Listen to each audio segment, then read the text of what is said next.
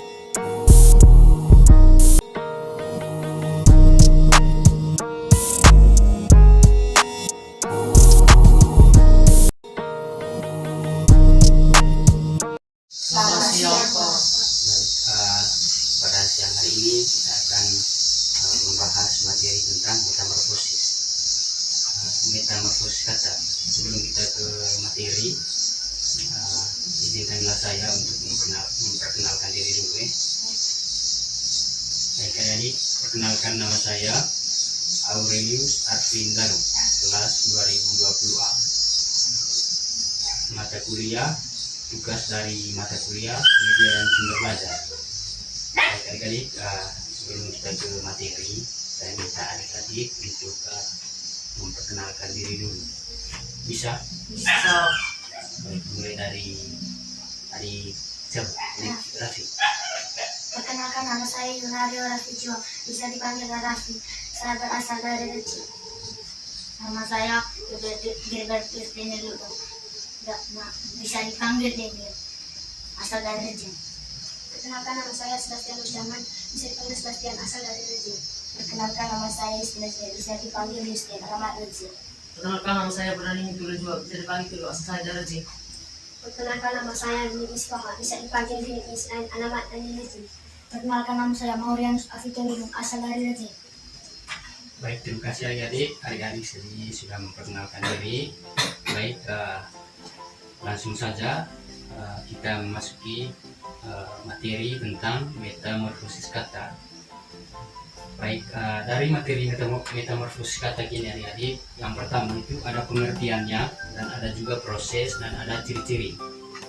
Oke, sebelum kita lanjut ke materi, pengantar dari materi metamorfosis kata ini, yaitu katak merupakan hewan yang bisa hidup di darat dan di air. Hal ini juga yang menjadikan hewan tersebut unik dan berbeda. Baik, yang pertama adik-adik, yaitu pengertian metamorfosis kata. Ada yang tahu pengertian metamorfosis kata? Ada yang tahu? Tidak tahu? Oke, Pak akan menjelaskan ya. Pengertian metamorfosis kata ialah proses perubahan atau daur hidup yang dialami oleh hewan jenis amfibi, yakni salah satunya katak. Metamorfosis yang diawali dengan telur kemudian diakhiri oleh masa atau fase. Di saat hewan meninggalkan telur, hewan tersebut mempunyai wujud larva atau yang disebut dengan kecebong. Katak melakukan perkembangbiakan dimulai dari telur sampai menjadi fase dewasa. Sistem reproduksi atau siklus hidupnya dengan cara fasilitasi eksternal atau di luar tubuh. Baik, ya, yang kedua adik-adik, yaitu proses metamorfosis. Oke, adik-adik coba perhatikan gambar ini ya. Yang pertama itu proses metamorfosis katak, itu yang pertama itu mulai dari telur. Dari telur, setelah telur kecebong, setelah kecebong katak muda, setelah katak muda katak dewasa. Oke. Sebelum penjelasan tentang proses atau ya penjelasan proses metamorfosis katak, saya minta adik-adik untuk menunjukkan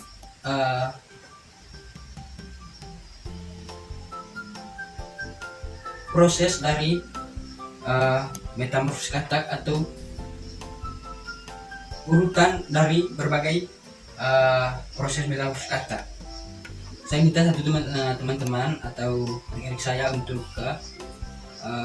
memberikan contoh atau menunjukkan proses dari metamorfosis katak ini atau urutan dari metamorfosis kata.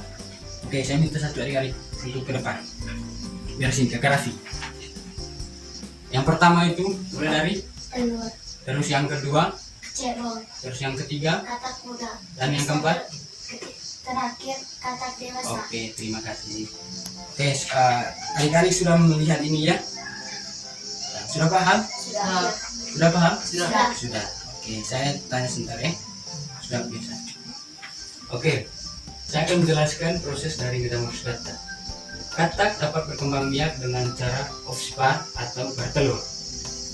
Katak mengalami metamorfosis yang sempurna, namun metamorfosis pada katak berbeda dengan kupu-kupu ataupun nyamuk. Katak mengeluarkan telur telurnya di dalam air. Dengan telur yang berlendir, maka tampak seolah-olah menyatu dan melekat suatu dengan yang lain.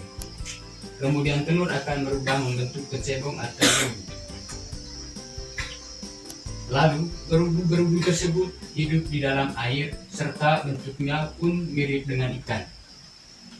Setelah itu, tumbuhlah sepasang kaki depan dan sepasang kaki belakang. Bagian ekor berubu atau kecebong akan memendek dengan seiring tumbuhnya kaki. Setelah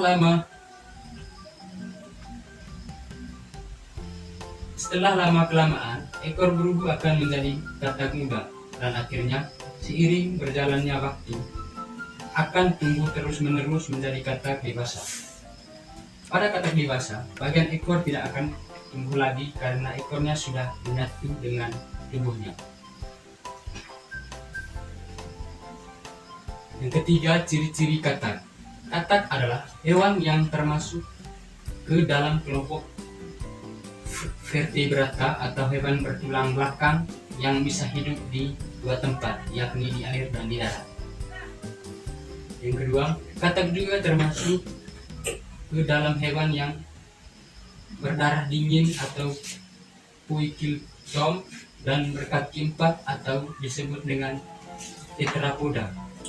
Dan yang ketiga, katak umumnya bertelur di dalam air, kemudian menetas dan berkembang menjadi kecebong atau berubu yang hidupnya di tempat basah atau bisa juga di tempat yang kering serta bernapas menggunakan paru-paru. Terus yang berikut, umumnya katak memiliki ciri seperti lihat dari warna kulitnya, ada atau tidaknya kantung suara, selaput terenangnya, lipatan pada kulitnya, serta memiliki kulit bagian luar yang sangat tipis, licin, dan lembab. Dan yang terakhir, katak memiliki kulit